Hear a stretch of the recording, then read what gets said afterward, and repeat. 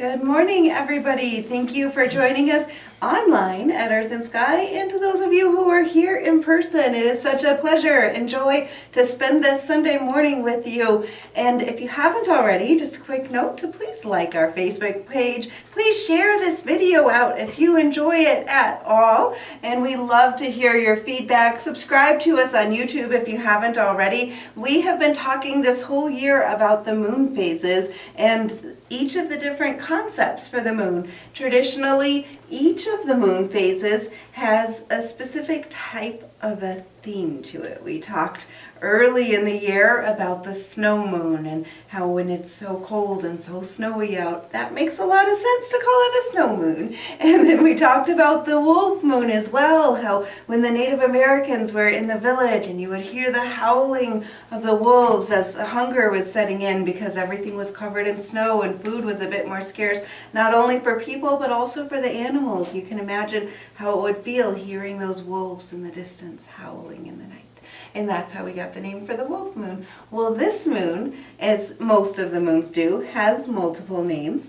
And so whenever you have a full moon, it's because the sun is exactly opposite the moon. So you get the reflection of the full moon. It's not like part of the moon disappears, as ancient civilizations may have thought. It would get munched away a little bit. It's always there, yet the sun's light directly opposite reflects the entire moon's light to us, which then helps us to look into the shadows of ourself, because the moon represents our emotions and our intuition and instinct and feelings and all of that good stuff. And so as it reflects its light down us, we can process some of those things. Well, on top of each of the moons having its own name for the month, it's always traveling through one of the signs, unless it's void of course, which happens for a few hours every time it's traveling to the next sign. It stays in each astrological sign for about 3 days.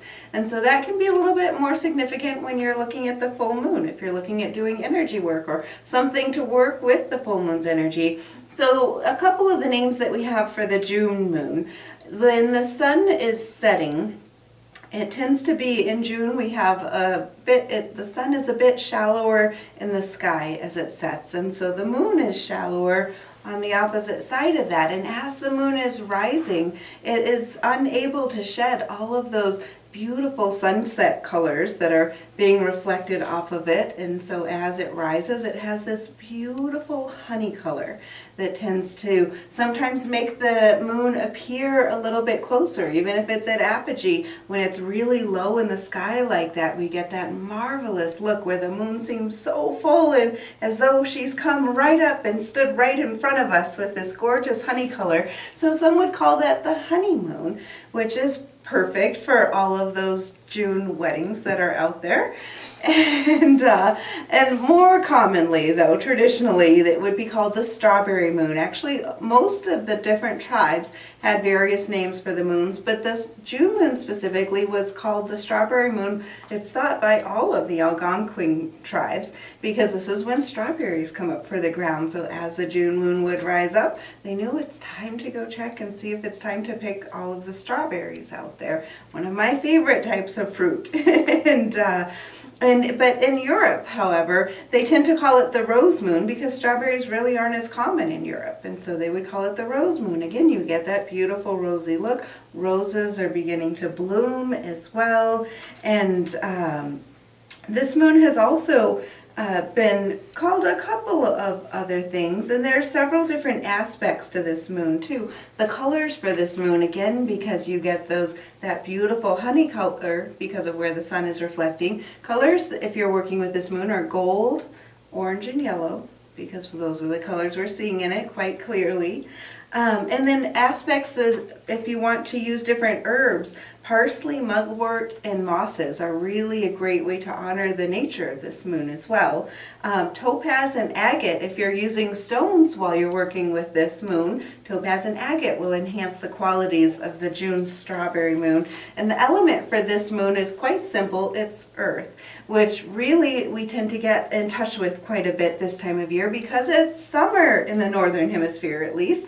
And so because it's earth, we're all outside, we're having fun, we're harvesting harvesting those strawberries. We're out, we're able to play, we're getting out of the house where it had been so cold. This is the time of year where when you go out in nature, you're seeing that all of the leaves are finally filling out in the trees.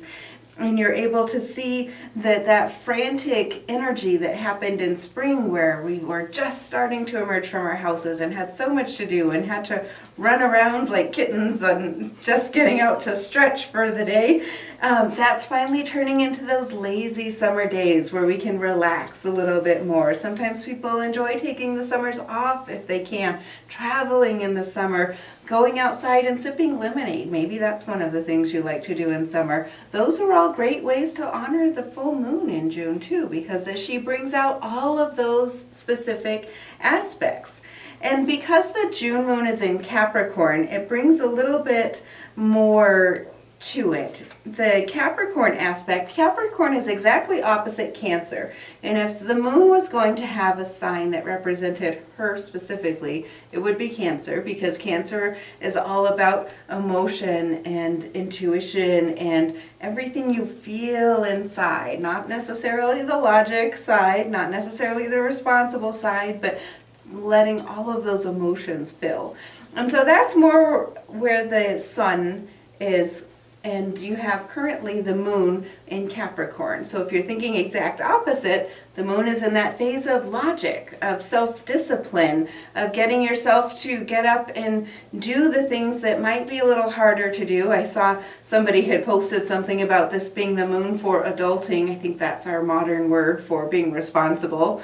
And so it's all of these different terminologies, but it's really self-discipline. And so this is that moon that will sometimes increase tension too, because it's also a sign that tends to hide our emotions. So rather than looking at the emotions, we want to hide, not look at them, run from them, and focus on disciplines of things. So increasing that tension, if you feel increased tension, just know that it's up to you to take responsibility to fix that within yourself. So maybe you need to take do some meditation and take some time down to go within to release that tension. I see so many people that talk about how maybe the moon is making them feel off, or some other celestial event is making them feel off, or because Mercury's in retrograde, everything's going crazy. And I feel like that's such an important thing to address, because when you start to recognize that despite what occurrences are happening out here, it's up to each of us within to take responsibility. This is a good moon to help you look at that and know that you create your life and you manifest your destiny, and you are in charge of all of it, despite whatever pulls you might be feeling celestially.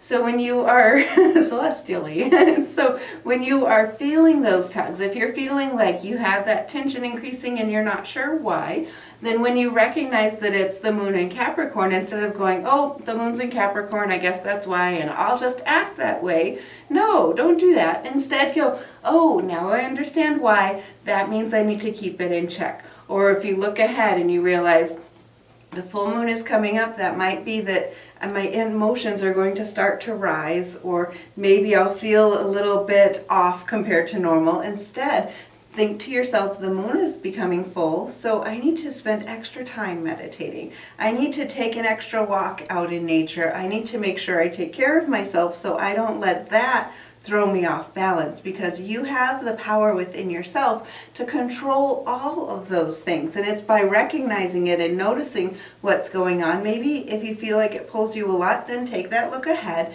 and then pull yourself back to remembering that you have all of the control within yourself instead of releasing that control. This moon is a really, really good moon to release and let go of anything that you want to let go of. Capricorn is that self-discipline, so it's letting you know that you can let go of whatever's not serving you anymore. Take a look in your life and see what is around you, whether it's physical or emotional or material, whatever it is, and think about what you want to let go of. Is there something you're wanting to release, give away, have removed? Any of those things, if you write that down and you light a candle and you think about what it is you want to let go of, and you just burn that paper away, as you imagine and you visualize whatever you're wanting to release, you're seeing that going up in the smoke as that's burning. And just let that energy get pulled out of there, and then take the action steps you need to take to ensure that it's going to happen. I liked a quote that I saw that said, "I give up freely what is no longer serving me. I release it to create space for what inspires me." So every time you're releasing something, you're creating space within yourself so you can create your life that you dream about. So you can take the reins, so you can manifest whatever you want to manifest. And so as you're figuring out what you want to release, write something about how it's creating space for what inspires you, or for what you want, or for what you need, or for whatever it is you're looking to fulfill. Sometimes it's better to not be extremely specific about what you want to have brought in, and just have it be about what the concept is, perhaps something that inspires you, or something that motivates you, or that you are creating space for success, or you're creating space for momentum, or you're creating space so that you feel the drive and the urgency to take the action to propel yourself forward, so you create the life that you want.